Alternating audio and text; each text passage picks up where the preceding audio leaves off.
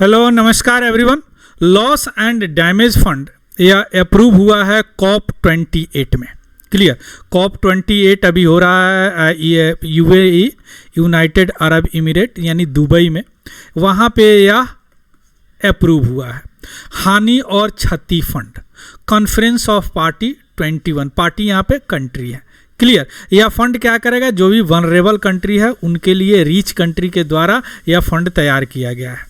तो अब हम देखेंगे इसमें एक्चुअली COP 28 क्या है, उसके बाद देखेंगे लॉस एंड डैमेज फंड क्या है, उसके बाद देखेंगे ये फंड क्यों अप्रूव हुआ, उसके बाद देखेंगे इस फंड का क्या सिग्निफिकेंस है।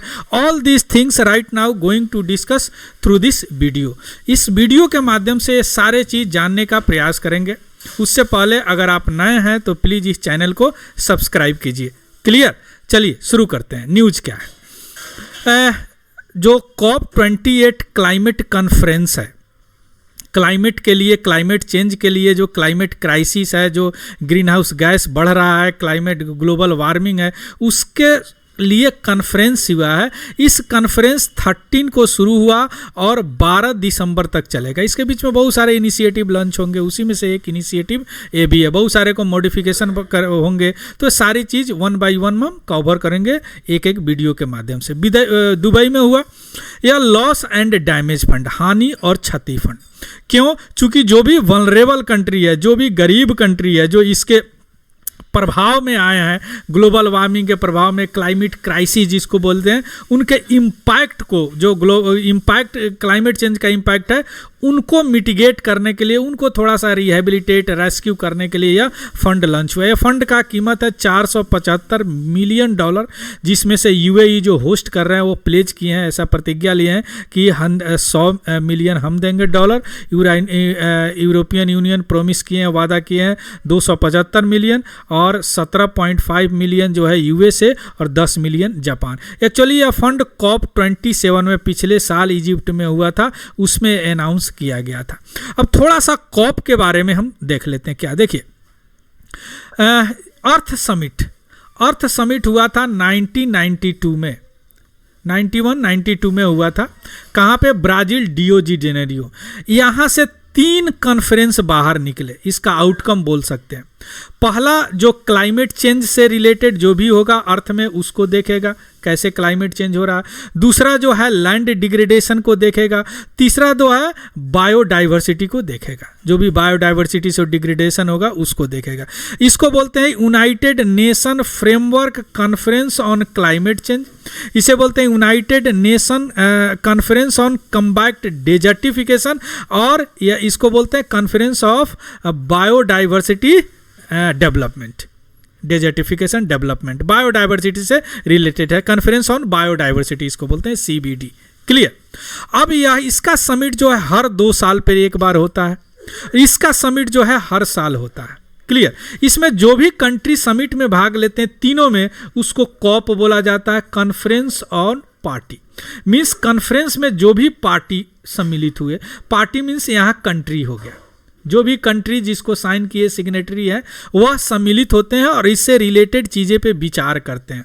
इसमें क्लाइमेट चेंज पे होता है, इसमें लैंड डिग्रेडेशन, डेजर्टिफिकेशन, इसमें बायोडाइवर्सिटी से सारे क्या है, अर्थ के इकोसिस्टम है, इसको रीस्टोर करने के लिए सारे काम किए जाते हैं। क्लियर।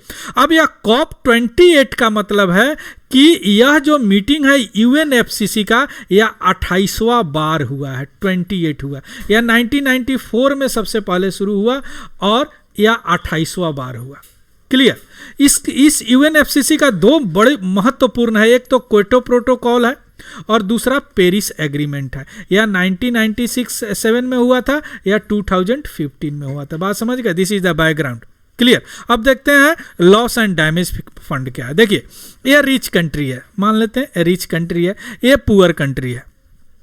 क्लियर। यहाँ से 1850 में इंडस्ट्रियलाइजेशन आया, तो जिसने भी रिच कंट्री थे क्या किए, वह इंडस्ट्रियलाइजेशन किए, जिसके कारण पेड़ पौधे को काटने पड़े, इंडस्ट्री लगाने पड़े। इंडस्ट्री लगाएं तो बहुत सारी कार्बन मोनोऑक्साइड, मीथेन वगैरह निकलने लगा। यह गैसेस क्या है, इसको बोलते हैं green house gas. Green house gas क्यों बोलते हैं? वैसा गैस जो कि हीट को, जो कि गर्मी को ट्रैप कर ले, अवशोषण कर ले, उसको बोलते हैं ग्रीन हाउस गैस। और जब यह गर्मी को अवशोषण कर लेगा, मान लीजिए कि यहाँ से सूरज से किरण आया, सोलर रेडिएशन, अर्थ गर्म हुआ, अर्थ गर्म होने के बाद क्या करता है, इंफ्रारेड निकलता है, तरंग दैर्ध्य बदल जाते हैं। अब जो गैसेज हैं, वाटर वेपर हो गया, आपको कार्बन डाइऑक्साइड, मोनोऑक्साइड, मीथेन हो गया, यह ट्रैप कर लेता है, वो स्पेस में जाना ही नहीं था, जिसके कारण क्या होता है, यह अर्थ गर्म हो जाता है। इसी को बोलते हैं ग्लोबल वार्मिंग, ग्लोबल वार्मिंग। अब अर्थ गर्म होने के कारण क्या हो जाएगा, जो नेचुरल जो अर्थ का इकोसिस्टम है वो चेंज हो जाता है। अब अर्थ गर्म होने के कारण क्या होगा, जो भी बर्फ है पिघलेगा, पानी बनेगा, समुद्र का जो तल है वह ऊंचा होगा, कहीं कहीं क्या हो गया, ड्रॉट आएगा, सूखा आएगा, बाढ़ आएगा, हरिकेन, साइक्लोन आएंगे, जिनका प्रभाव क्या है, बेचारे गरीब कंट्री पे होगा, जो भी पुअर कंट्री है, यहाँ पे क्या होगा, क्लाइमेट क्राइसिस की तरह उसका इम्पैक्ट होगा। जैसे ड्रॉट आएंगे, सूखा आएंगे, फ्लड आएंगे, साइक्लोन आएंगे, जिनके कारण इनका इंफ्रास्ट्रक्चर, इनका हर चीज़ तबाह हो जाएगा। या किनके कारण हुआ, इनके कारण हुआ। तो इस कॉन्फ्रेंस में बोला गया कि एक ग्लोबल फंड बनाइए भैया, इस फंड में ये लोग अपना पैसा देंगे। क्यों देंगे, क्योंकि इनके कारण इनका क्षति हुआ, इनके पास उतने पैसे नहीं है। या क्या हो गया, एक तरह का कंपनसेशन हो गया by the rich country to the poor country. इसी को बोलते हैं लॉस एंड डैमेज फंड। आया बात समझ में, this is called loss and damage fund. इसी बात को लिखा हुआ है यहाँ पे देखिए, this is the global financial package to insure, या इंश्योर करता है रेस्क्यू और रिहेबिलिटेशन, फिर बसाना और बचाव करना उस कंट्री का जिनके जो क्लाइमेट चेंज के कैस्केडिंग इफेक्ट से गुजरे हैं या गुजर रहे हैं। यह एक तरह का कंपनसेशन है। कौन कंपनसेशन, किनके तरफ से, रिच नेशन से, जो इंडस्ट्रियल ग्रोथ के कारण ग्लोबल वार्मिंग किए। और इस ग्लोबल वार्मिंग के कारण क्या होगा, क्लाइमेट क्राइसिस हो गया। और इस क्लाइमेट क्राइसिस का भुगतान कौन कर रहे हैं, पुअर नेशन कर रहे हैं। हालांकि उनके पास कार्बन फुटप्रिंट यानी कार्बन का एमिशन बहुत लो है। और इसका ग्लोबल वार्मिंग के कारण सी का तल बढ़ रहा है, बाढ़ आ रहे हैं, सूखा आ रहे हैं, साइक्लोन आ रहे हैं, क्लियर, जिससे उनका लाइवलीहुड, जिनका रोजगार, बायोडाइवर्सिटी, कल्चर, ट्रेडिशन, आइडेंटिटी सारे लॉस हो रहे हैं। और इस फंड से उनको रिहेबिलिटेट और रेस्क्यू किया जाएगा। क्लियर। अब देखिए आईपीसीसी का एक स्टडी आया है, inter governmental panel on climate change. इसमें बोला गया है कि लॉस एंड डैमेज दो तरह का होता है, एक तो इकोनॉमिक होता है, एक नॉन इकोनॉमिक होता है। दोनों निगेटिव इम्पैक्ट है इसका, क्लाइमेट क्राइसिस का, ग्लोबल वार्मिंग का। इकोनॉमिक को तो मॉनेटरी से आप कर सकते हैं, मान लीजिए कि जो क्लाइमेट क्राइसिस के कारण इनका फसल नष्ट हो गया, एग्रीकल्चर नष्ट हो गया, इनका घर साइक्लोन के कारण बर्बाद हो गया, तो फिर रिहेबिलिटेट कर सकते हैं। लेकिन इनका अगर कोई क्षति हो गया, मान लीजिए इनका डैमेज हो गया, विकलांग हो गया, इनका कोई अपना नियर डियर खत्म हो गया, तो उसको कैसे मैनेज करेंगे, that is called non economically manage. तो एक क्रिटिकल इवैल्यूएशन हो गया। यही बात लिखा हुआ आईपीसीसी में, इकोनॉमिक और non economic loss and damage होता है। यह दोनों नॉन निगेटिव इम्पैक्ट है इकोनॉमिक लॉस एंड डैमेज का, जिसका मॉनेटरी वैल्यू है। इससे क्या होगा, इंफ्रास्ट्रक्चर को रीबिल्ड कर लेंगे, जो फ्लड से होगा है, रेवेन्यू लॉस हुआ है उसको रीस्टोर कर लेंगे, जो सूखा वगैरह से एग्रीकल्चर क्रॉप के डैमेज होने से हुआ है। लेकिन नॉन इकोनॉमिक का भी निगेटिव, इसका मॉनेटरी वैल्यू कैसे आप असाइन करें। कोई ट्रॉमा में आ गया, कम्युनिटी ही पूरा लॉस हो गया, पूरा डिस्प्लेसमेंट पीपल हो गया, बायोडाइवर्सिटी का लॉस हो गया, जैव विविधता का, कैसे इसे रीस्टोर करेंगे। या जो लॉस एंड डैमेज हो गया, इसके कारण इंडस्ट्रियलाइजेशन है। इंडस्ट्रियलाइजेशन एक्चुअली शुरू हुआ था 1850 में। यह क्या किया, अर्थ का नेचुरल मैकेनिज्म खत्म कर दिया। वह मैकेनिज्म के तहत वह ग्रीन हाउस गैस प्रोड्यूस करते थे, ऑब्जर्व भी करते थे। Green house gas is very very important for surviving in the human being के लिए बहुत इंपॉर्टेंट है, क्योंकि यह क्या करते हैं, ऑप्टिमम टेम्परेचर, जो टेम्परेचर लाइफ को जिंदा रखने के लिए चाहिए वह करते हैं। अब ज़्यादा कर दीजिए, जो ज़्यादा टेम्परेचर हो गया तो अर्थव्यस्त होगा ही।